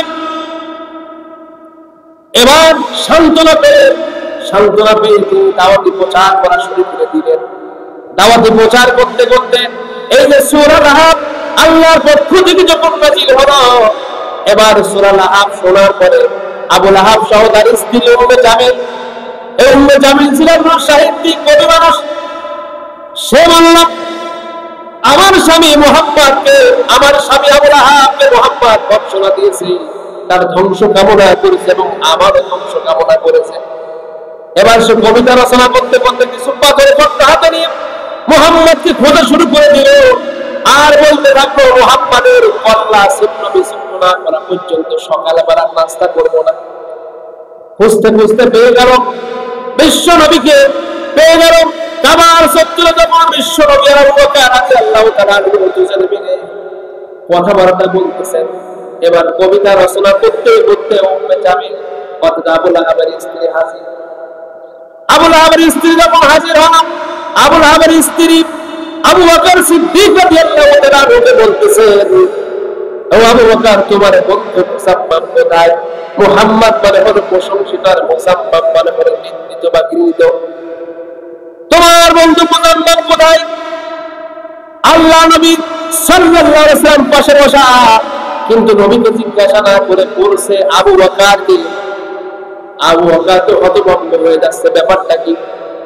আমিও যেখানে বসা, বিশ্বনবী সেখানে বসা, অথচ আমার কাছে জিজ্ঞাসা করছে তোমার বন্ধু মুসাম্মাম কোথায়? তিনি কোনো কথা বললেন না। আবার কবিতা রচনা করতে করতে বাড়িতে ফেরত চলে গেল। চলে যাওয়ার পর আবু বকর সিদ্দিক রাদিয়াল্লাহু তাআলা বলছেন, ইয়া রাসূলুল্লাহ, ইয়া হাবিবাল্লাহ, হাকিকত তো কিছুই বুঝলাম না। আমিও যেখানে বসা, আপনি সেখানে বসা, আপনাকে দেখানো নাকি আমি ব্যাপারটা বুঝি না, আমার কাছে জিজ্ঞাসা করলো কেন? আমার রাসূল আবু বকরকে জানিয়ে দিলেন, আমার আল্লাহ তাআলা সূরা মায়েদার 67 নম্বর আয়াত নাযিল করে আমার নিরাপত্তা দান করেছে। আমার আল্লাহ বলেন, আইয়ুহার রাসূলু বাল্লিগ মা উনসিলা ইলাইকা মিন রাব্বিকা ওয়া ইল্লাম তাফআল ফামা বাল্লাগতা রিসালাতাহু ওয়াল্লাহু ইয়াসিমুকা মিনান নাস। আমার আল্লাহ বলেন, আইয়ুহার রাসূল, ওহে আমার রাসূল, বাল্লিগ, আপনি তাবলীগ করেন, পৌঁছে দেন, মা উনসিলা ইলাইকা মিন রাব্বিক, আপনার রবের পক্ষ থেকে আপনার কাছে যেটা ওহী করা হয়েছে, নাযিল করা হয়েছে, সেইটা মানুষের মাঝে আপনি তাবলীগ করেন, পৌঁছে দেন। ওয়া ইল্লাম তাফআল, যদি আপনি না করেন, ফামা বাল্লাগতা রিসালাতাহু, রিসালাতের দায়িত্ব আপনি পালন করেন, তাই মানে প্রমাণিত হবে অর্থাৎ আপনি রিসালাতের দায়িত্ব পালন না করার কারণে নবুয়তের দপ্তরে কিন্তু আপনার নাম থাকবে না। তার মানে এই কাজটি করা খুব কঠিন। এই কাজ করতে গেলে আপনি পদে পদে বাধার সম্মুখীন হবেন, আপনার আপন মানুষগুলো আপনাকে বাধা প্রদান করবে। তার প্রমাণ তো ইতিমধ্যে আপনি পেয়ে গেছেন। সাফা পাহাড়ের উপর দাঁড়িয়ে কেবল আপনি ঘোষণা দিয়েছেন লা ইলাহা ইল্লাল্লাহ বললে জান্নাত, ঘোষণা দেওয়ার সঙ্গে সঙ্গে আপনার চাচা আপনার বিরুদ্ধে দাঁড়িয়ে গেছে, পরবর্তী শুরু হয়ে গেছে। আবার আল্লাহ বলছেন, এই ভয়, এই সমস্ত হুমকি ধামকির কারণে আপনি ইশারাতের দায়িত্ব পালন করা থেকে বিরত থাকবেন না, বরং আপনি শুরু করে আল্লাহু ইয়াসিমুকা মিনান নাস, মানুষের যতই ক্ষতি আপনার করতে চান না কেন, সকল ক্ষতি থেকে আমি আল্লাহ রাব্বুল আলামিন আপনাকে হেফাজত করব।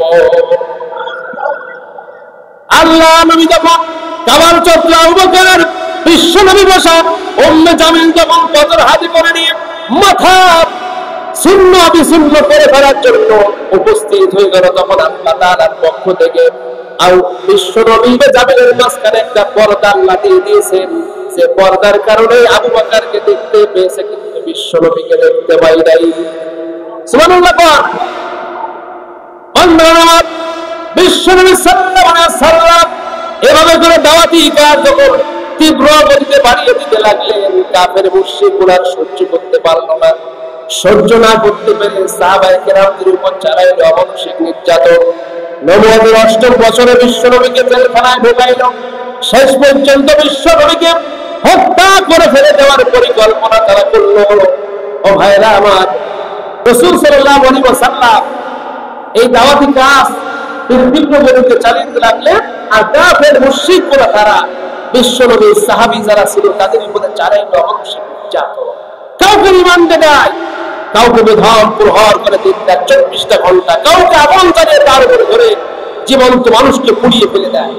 এভাবে করে আকাশ বাতাস সব ভারী হয়ে গেল মসজিদে আত্মচিৎকার, কিন্তু তারপরে ঈমান হারা হল না একজনও। আপনার বেলার ইতিহাস শুনেছেন, সারাদিন উত্তপ্ত বাড়ির উপর দিয়ে টেনে হেসে আবার বিকাল বেলায় বুকের উপরে পাথর চাপা দিয়ে জিজ্ঞাসা করা হতো, ইসলাম পরিত্যাগ করবি নাকি এভাবে জীবন হারাবি? তখন বেলাল তার জবান থেকে একটি শব্দ উচ্চারণ করেছে, আহাদ আহাদ আহাদ। খাব্বাবের ইতিহাস শুনেছেন, লোহার শিক গুলা গরম করে করে তার শরীরের মধ্যে ঢুকিয়েছে, এমনকি আগুন চালিয়ে তার উপরে খাব্বাবকে শুয়ে রেখে পা দিয়ে চেপে ধরে জিজ্ঞাসা করা হয়েছে, এভাবে জীবন হারাবি নাকি ঈমান পরিত্যাগ করবি? তিনি বলেছেন, জীবন একবার নয়, জীবনের ফায়সালা তো, জীবনের মৃত্যুর ফায়সালা তো দুনিয়াতে হয় না। জীবন একবার নয়, 1000 বারও যদি জীবন চলে যায়, যে বিশ্ব নবীর উপর ঈমান আছে, যে আল্লাহর উপর ঈমান আছে, ঈমান থেকে বিন্দু মাত্র সরে যাওয়ার মানসিকতা আমার। এর নাম ঈমান। এর নাম কি? এর নাম কি? বন্ধুগণ আমার, নির্যাতন নিষ্পেষণ হলো কঠিন ভাবে। এরপরে বিশ্বনবী সাল্লাল্লাহু আলাইহি ওয়াসাল্লামকে হত্যা করে ফেলার জন্য, চিরতরে ইসলাম নিভিয়ে দেওয়ার জন্য তারা সূক্ষ্ম পরিকল্পনা। দারুন নাদওয়ার বৈঠকের মধ্যে বসে বসে সলা পরামর্শ হচ্ছে, সেখানে শয়তান উপস্থিত। পরামর্শ যখন হচ্ছে, শয়তানও সেখানে আছে। শয়তান ইবলিসটা অরিজিনাল সালাবেলা না, এই সালাবেলা এই ইবলিস আবু জাহেল, উতবা, সাইবা, আবু সুফিয়ান সহ মক্কার বড় বড় লিডার সেখানে উপস্থিত। তারা সবাই মিলে সিদ্ধান্ত গ্রহণ করবে, শেষ সিদ্ধান্ত, চূড়ান্ত সিদ্ধান্ত, হয় মুহাম্মদের জয় না হয় আমাদের জয়। সিদ্ধান্ত এখন চূড়ান্ত হবে। আমার আল্লাহ তাআলা সেই কথা বিশ্ব নবীকে জানিয়েছেন, وَإِذْ يَمْكُرُ بِكَ الَّذِينَ كَفَرُوا لِيُثْبِتُوكَ أَوْ يَقْتُلُوكَ أَوْ يُخْرِجُوكَ وَيَمْكُرُونَ وَيَمْكُرُ اللَّهُ وَاللَّهُ خَيْرُ الْمَاكِرِينَ। আবার আল্লাহ তাআলা বলেন, নবী গো, আপনি সেই সময়ের কথা স্মরণ করেন যে সময় আপনার বিরুদ্ধে 3টি ষড়যন্ত্র করা হচ্ছিল, 3টি কৌশল আবিষ্কার করা হচ্ছিল। 1 নম্বরে ষড়যন্ত্র হলো লিউসবিতুকা, আপনাকে আমৃত্যু কারাদণ্ড দিতে চেয়েছিল। আমৃত্যু কারাদণ্ড কি কারাদণ্ড? মনে রাখ পর্যন্ত জেল করে বসে বসে মরা লাগে। এই সিদ্ধান্ত ছিল 1000 বছর আগে আবু জাহেল। কার সিদ্ধান্ত? কথা বল না, কার সিদ্ধান্ত? 1000 বছর পরে এসব একই সিদ্ধান্ত হবে যে গ্রহণ করেছিল। কথা কয় না? আবু জাহেল যে সিদ্ধান্ত নিয়েছিল 1000 বছর আগে, মানে আবু জাহেলের সিদ্ধান্ত, এটা হলো কাফেরদের সিদ্ধান্ত, জালেমদের সিদ্ধান্ত। মুহাম্মদ যেখানে থাকবে আবু জাহেল উত্তরসূরি সেখানে থাকবে, মুহাম্মাদের উত্তরসূরি যেখানে থাকবে আবু জাহেল, উতবা, সাইবা অনেক বিন্দুদের উত্তরাধিকারী সেখানে থাকবে। মুহাম্মাদের অনুসারীরা আল্লাহর জন্য আল্লাহর দ্বীন বাস্তবায়ন করে স্বপ্নে থাকবে। আর কাফের মুশরিকরা ইসলামকে উৎখাত করে দিয়ে, টিকিয়ে দিয়ে মানুষের তৈরি করা মতবাদকে প্রতিষ্ঠার সংগ্রাম করছে। বন্ধুগণ আমার, আল্লাহ রাসূল সাল্লাল্লাহু আলাইহি ওয়াসাল্লাম আমির তুজেল করাইতে চায়। কাকে কাকে আমির তুজেল করাবে?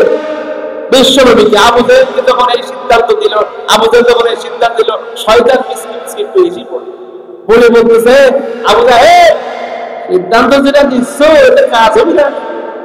কেন? জেলখানায় থাকলে তো আর কোনো অসুবিধা নাই। তখন শয়তান বলতেছে, একজন মুহাম্মদকে জেলখানার মধ্যে তুমি আবদ্ধ করে রাখবে। তুমি কি জানো এই মুহাম্মাদের লক্ষ লক্ষ সৈনিক এখন হয়ে গিয়েছে। একজন মুহাম্মদকে আমৃত্যু কারাদণ্ড দিলে লক্ষ মুহাম্মাদের আবির্ভাব, তারা সারা পৃথিবীতে কোরআনের দাওয়াত ছড়িয়ে দেবে, ইসলামকে নিয়ে দেওয়া সম্ভব হবে। তাহলে কি করিতে হইবে? আনাসের জিজ্ঞেস করা, আবু সুফিয়ান তুমি কোরআন থেকে কি বলতে চাও? বলে মুহাম্মদকে দেশ থেকে বের করে দিয়ে আনো, নাগরিকত্ব বাতিল করে, নিবন্ধন বাতিল করে ওকে দেশ থেকে বের করে দিয়ে আনো। যখন এই সিদ্ধান্ত দিয়েছে, তখন শয়তান আবার আরেকটা মিসকিয়ারি দিয়ে বলছে, এইভাবেও ইসলাম ধ্বংস করা সম্ভব নয়। কারণ মুহাম্মদ হলো কথার জাদুকার, যেখানে যাবে সেখানে কথা দিয়ে সংগঠন তৈরি করে নতুন করে মক্কা আক্রমণ করে মক্কা জয় করে ছাড়বে। সারা পৃথিবী ইসলাম ছড়িয়ে দিবেই দিবে, ইসলাম ঠেকানো সম্ভব হবে না। তাহলে সিদ্ধান্ত কি নেওয়া যায়? শয়তান বলো, তোমরা যদি আমাকে বলো যে আমি একটা সিদ্ধান্ত দিই আর তোমরা সেটা মেনে নাও, তাহলে তোমাদেরকে একটা সিদ্ধান্ত দিতে পারি। বলে হ্যাঁ মুরব্বী সরব্বী মানুষ মনে হচ্ছে, দেন একটা সিদ্ধান্ত, দেখি আপনার সিদ্ধান্ত মেনে নেওয়া যায় কিনা। আবু জাহেল উতবা সাহেব অনেকজন মহিলা সবাই চুপ করে রইল। শয়তান বলে, তাহলে শোনো, সিদ্ধান্তটা হলো মুহাম্মদকে চিরতরে আউয়াতুরুকা হত্যা করে ফেলতে হবে। সবাই বলল হ্যাঁ জয়যুক্ত হয়েছে। সবাই বলল কি? এই সিদ্ধান্তই জয়যুক্ত, এই সিদ্ধান্তই কার্যকর করতে হবে। আল্লাহ বলছে ওয়ায়াম কুরুনা, আর এই সকল কৌশল খাটানো। ওয়ায়াম কুরুল্লাহ, আমি আল্লাহ একটা কৌশল খাটালাম। আল্লাহু খায়রুল মাকিরিন, কারণ সকল কৌশলীদের মহা কৌশলী হলাম আমি আল্লাহ। সুবহানাল্লাহ। ওরা 12 থেকে 12 জন যুবককে ভাড়া করলো, যারা অস্ত্র চালানোর পারদর্শী। এমন যুবককে ভাড়া করে বিশ্বনবীর ঘরের চতুর্দিক ঘেরাও করে বিশ্বনবীর ঘর থেকে বের হওয়ার সাথে সাথে একযোগে আক্রমণ করবে। ওদের পরিকল্পনা এটা হত্যা করে ফেলা, আর আল্লাহর পরিকল্পনা হলো মক্কার জমিন থেকে বিশ্বনবীকে বের করে এনে মদিনার দিকে পাঠিয়ে মদিনার প্রেসিডেন্টের চেয়ারে বসিয়ে দাও।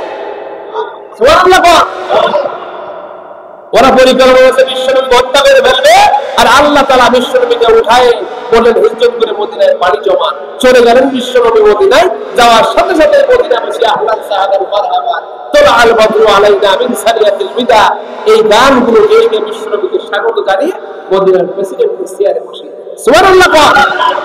পৃথিবীর কাফের মুশরিক যারা ইসলামকে সহ্য করবে না, তারা পৃথিবীর কাফের মুশরিক যারা ইসলাম নামক আলোকে যারা নিভিয়ে দিতে চাইবে, আমার আল্লাহ বলেন ওয়াল্লাযী আরসালা রাসূলাহু বিল হুদা ওয়া দীনিল হাক্কি লিইয়ুযহিরাহু আলা দ্বীনি কুল্লিহি ওয়ালাউ কারিহাল মুশরিকুন। নবী গো, দ্বীনে হক সত্যের বিধান আপনাকে দিলাম, এই সত্যের বিধান নিয়ে আপনি জমিনে আসছেন। জমিনে যাওয়ার পরে যত দল, যত পথ, যত মত আপনি দেখতে পাবেন, সকল দল মত পথকে মাটির নিচে দাফন করে দিয়ে ইসলামকে চিন্তা করে দেবেন। এইটাই আপনার কাজ। এইটা কখনোই মুশরিকরা সহ্য করবে না। মুশরিকরা অপছন্দ করবে। মুশরিকরা অপছন্দ করলো আর না করলে দেখার দরকার নাই। ততদিন পর্যন্ত লড়তে হবে, সংগ্রাম করতে হবে, যতদিন পর্যন্ত আল্লাহর জমিনে আপনার বিধান প্রতিষ্ঠিত না হবে। বন্ধুগণ আমার, ইসলাম প্রতিষ্ঠা হোক এটা চাই না তারা, যারা হলো মুশরিক। আল্লাহর ভাষায় সূরা সাফের 9 নম্বর আয়াত অনুসারে যারা ইসলাম চায় না তারা হলো মুশরিক। তারা কি? মুসলমানদের মধ্যে মুশরিক আছে না? মুসলমানদের মধ্যে মুশরিক থাকবে না? মুসলমানদের মধ্যে মুশরিক আপনি পেয়ে যাবেন, কারণ নামে মুসলমান, প্রকৃত মুসলমান না। এবার আসেন মুসলমানদের না তার বড় প্রমাণ এখন কি দেখেন। মদিনায় গেলেন প্রেসিডেন্ট হলেন, আর দুইটা 5টা মিনিট আমাদের উঠতেন। হ্যাঁ, মদিনায় গেলেন প্রেসিডেন্ট হলেন। এবার মদিনায় যাওয়ার পরে বিশ্বনবী সাল্লাল্লাহু আলাইহি ওয়াসাল্লাম আরেকটা গোষ্ঠীর সাথে সাক্ষাৎ হলো। তাদের নাম ছিল মুনাফিক। তাদের নাম কি? তাদের নাম কি? মুনাফিক। এবার বিশ্বনবী ক্ষমতায় বসছেন, চেয়ারে বসছেন। চেয়ারে বসার পরে সবাই মেনে নিয়েছে, একটা গোষ্ঠী মানতে পারে না, মুসলিম নামের মুনাফিক, তাদের সরদার ছিল আব্দুল্লাহ বিন উবাই ইবনে সালুল। এই লোকটার অপরাধটা কি? জীবনের সকল ক্ষেত্রে বিশ্বনবীর সুন্নাহ পালন করেছে। বিশ্বনবীর এমন সুন্নাহ নাই একেবারে দাড়ি টুকিয়ে সুব্বা সোয়া করা, জীবনে এমন কোন সুন্নাহ নাই বিশ্বনবীর সাথে পালন করে নাই। বিশ্বনবী হলেন পৃথিবীর শ্রেষ্ঠ মসজিদ, মসজিদে নববী। এই মসজিদে নববীর ইমাম হলেন বিশ্বনবী, আর ওই ইমামের পিছনের মুসল্লি হলেন আব্দুল্লাহ ইবনে উবাই ইবনে সালুল। আমরা তো অনেক ইমাম সাহেব পর্যন্ত আছি, ফজরের জামাত মাঝে মাঝে মিস করে ফেলি, কিন্তু আব্দুল্লাহ ইবনে উবাই এর জীবনে এক ওয়াক্ত নামাজ কিন্তু কাজা নেই। কবরের মধ্যে দাঁত পড়ে গিয়েছে নামাজ পড়তে পড়তে। সুন্নাতের কোনো ঘাটতি নাই, সুব্বা টুপি আর দাড়ির কোনো সুন্নাতের কোনো খেলাপ নাই, ঘাটতি নাই। জীবনের সব জায়গাতে বিশ্বনবীকে অনুসরণ করেছে। ওর ইচ্ছা ছিল, ওর চিন্তা ভাবনা ছিল এমন, বিশ্বনবীকে মসজিদের ইমাম মানবো, কিন্তু এই মসজিদের ধর্মীয় নীতি দিয়ে বিশ্বনবীকে ইমাম মানবো, রাজনীতিতে গিয়ে কিন্তু বিশ্বনবীকে ইমাম মানবো না। ধর্মনীতিতে মানবো মুহাম্মদকে, কিন্তু রাজনীতিতে গিয়ে সব চলবে। এদের মূল্যায়ন মানে চলবে না, ওখানে চলবে দাঁড়িয়েও নাই, মৌসুম নাই, সপ্পা মুখ দিয়ে শুধু গালি দেওয়ার বের হবে, অমুককে গালি দেবে, তমুককে গালি দেবে, অমুক জায়গা থেকে টাকা হবে আমাদেরকে ভাগা দেবে, এরকম লোক সমাজ পরিচালনা করবে। রাজনীতিতে তাকে আমরা ইমাম মানবো। মুহাম্মদ মসজিদে থাকবে, বাইরে আসতে পারবে না, নামাজ রোজা হজ যাকাত সব বিশ্বনবীর অনুসারে হবে, কিন্তু রাজনীতি চলবে আবু জাহেলের অনুসারে। কার অনুসারে? কার অনুসারে? আবু জাহেলের অনুসারে। অর্থাৎ তাদের মতবাদে সমাজ চলবে, রাজনীতি চলবে, অর্থনীতি চলবে, পররাষ্ট্রনীতি চলবে, মুহাম্মাদের অনুসারে এগুলা চলবে না। এই কথা বলার কারণে মৃত্যু যখন বরণ করেছে, আল্লাহ রাব্বুল আলামিন বিশ্বনবীকে তখন বলেছেন, ইস্তাগফির লাহু আও লা তাস্তাগফির লাহু, ইন তাস্তাগফির লাহু 70 মাররাতান ফালা ইয়াগফিরুল্লাহু লাহু। আমার আল্লাহ তাআলা বলেছেন, নবী গো, যে লোকটা মারা গেছে এজন্য দোয়া করবেন না, এজন্য ক্ষমা চাইবেন না।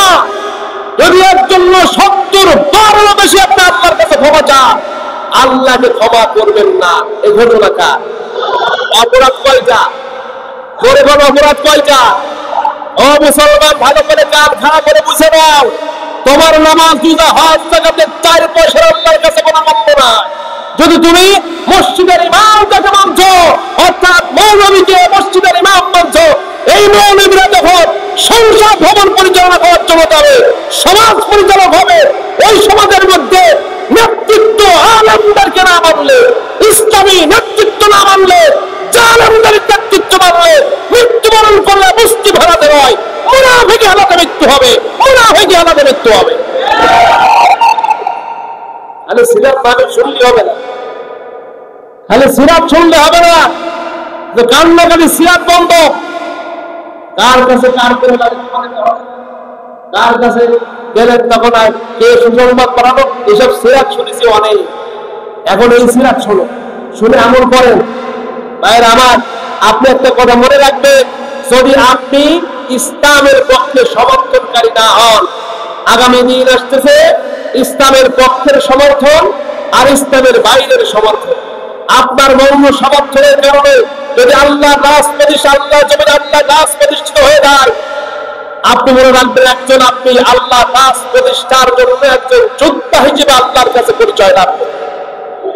যদি আল্লাহর রাজ, আল্লাহ কোরআন যদি প্রতিষ্ঠা হয়ে যায়, আর যদি আপনি এই পদের সহযোগী হন, এই পদের কর্মী হন, সমর্থনকারী হন, অর্থ বিনিয়োগকারী হন, আপনি যেখানে যে অবস্থায় মৃত্যুবরণ করবেন, আপনার মৃত্যু হবে শাহাদাতের মৃত্যু। আর যদি আপনি এই পদে চেষ্টা সংগ্রাম না করে জালেমদেরকে, বাতিলদেরকে, আল্লাহ বিরোধী শক্তিকে প্রতিষ্ঠার জন্য খাম ধরা, টাকা বের করেন, সময় বের করেন, মৃত্যু হবে যেখানে যে অবস্থায়, আপনার নামাজ রোজা হজ যাকাত এগুলোর কোনো মূল্য নাই, মুনাফিকি হারাতে মৃত্যু হবে, জাহান্নাম হবে ঠিকানা। সুতরাং আগামী দিনে আপনার সমর্থনটা হতে হবে ইসলামের পক্ষে, রাসূলের পক্ষে হতে হবে, আল্লাহর পক্ষে হতে হবে। পক্ষে হবে তো ইনশাআল্লাহ? ইনশাআল্লাহ হবে তো? আপনার যদি এই সমর্থনের কারণে ইসলাম বিজয়ী হয়, আপনি কিয়ামতের ময়দানে হাসতে হাসতে আপনি জান্নাতে পৌঁছে যাবেন। আর যদি আপনার মৃত্যু হয়, জালেমদেরকে মানব রচিত মতবাদ প্রতিষ্ঠার জন্য যদি আপনি দুনিয়াতে সমর্থনকারী হন, আপনার কিয়ামতের ময়দানে হাসর নাজর হবে আব্দুল্লাহ বিন উবাই। সুতরাং ইসলামের পক্ষে আমাদেরকে থাকতে হবে। আমি মৃত্যু থাকবো তো ইনশাল্লাহ। কারা কারা থাকতে চায় তো হাত তুলে আল্লাহকে দেখাই দি। আল্লাহ আমাদের হাত তুলে দেয়। এক সাথে একটু নারায়ণ বিদ্যুৎ দিচ্ছে, অর্ধেক তুলে ভেঙে গেছে। নারায়ণ বিদ্যুৎ দিতে গেলে কি ভয় লাগতেছে না? হ্যাঁ, নারায়ণ বিদ্যুৎ দিতে গেলে ভয় লাগে? নারায়ণ